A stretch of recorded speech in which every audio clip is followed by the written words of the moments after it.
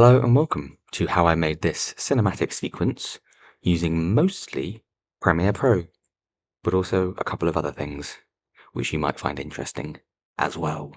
Let's begin. My plan was to dolly back while widening the focal length, then boom upwards. I would then use a match cut to switch back to my real footage. Using a telephoto lens of 105mm, natural lighting, and a short depth of field will mask the background and allow for a big reveal later. I went for a 3-point lighting setup without the fill light as I wanted a natural shadow on the side of my face, plus this whiteboard was reflecting light anyway. I used an aperture of f7, a shutter speed of 1/24, and an ISO of 3200. The high ISO resulted in too much film grain. If I were to reshoot, I would reduce both ISO and f values. Inspired by this scene, I used focus pulling to swap from having the model in focus to me. I tested the transition in Premiere Pro. I thought it would be least obvious while the model was off screen. I tried to use Switchlight Studios to remove my background. In the end, I used Key Light, Key Cleaner, and Spill Suppressor combined with a remove grain. I used Mocha to track my hand, but I had to turn off the GPU processing in the preferences to stop Mocha from crashing. I then created a second mask, converted it to After Effects, and inverted it. I animated the Key Light Alpha so the transparency would fade. I imported the footage to Unreal. I then animated the model rotating with my hand.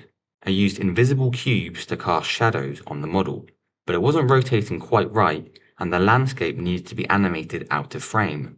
The green screen was still visible in the footage, so I masked out what I could and animated the D-spot white to remove the rest. In my project settings, I changed the color engine to OCIO Color Managed and the configuration to ACES 1.2. This tells After Effects the original color space. With my footage selected, I pressed Ctrl-Alt-G to open my interpret footage and converted the color space to ACES CG.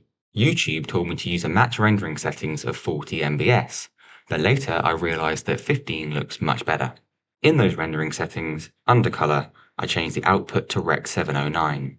I ended up changing the OCIO config to 1.3, and I increased the bit depth to remove the color banding.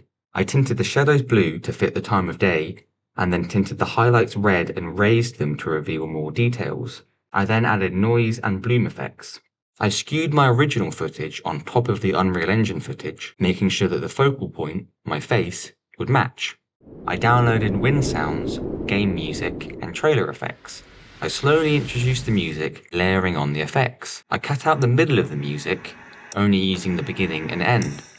In order to cut the music, I had to apply a reverb. I did this and then bounced the track in place. For the voiceover, I re-recorded the audio I got live, and then selected my favorite words to match with the original. Where to begin? I then rendered this in place, applied a DS, and then enhanced it. Where to begin? I used the narration templates for my EQ and compression, and applied an outdoor reverb panned to either side.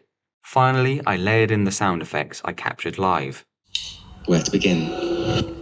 I increased the aperture to f14 and lowered the shutter speed to ensure my photos were exposed correctly. I used a tripod to reduce blur. I imported the raw files to Photoshop and increased the shadows, decreased the highlights, and adjusted the exposure. I took this to reality capture and I got an alignment of 100 out of 400 photos, but using control points I was able to reach an alignment of 250. I calculated this, colorized it, unwrapped it, and textured it. The result was less than perfect, but I took it to Blender, deleted the loose parts, and shrink wrapped it to my original model. I then baked the textures onto my original. In Unreal, I increased the brightness and decreased the saturation. I added a roughness and a normal map to give the impression of peeling paint.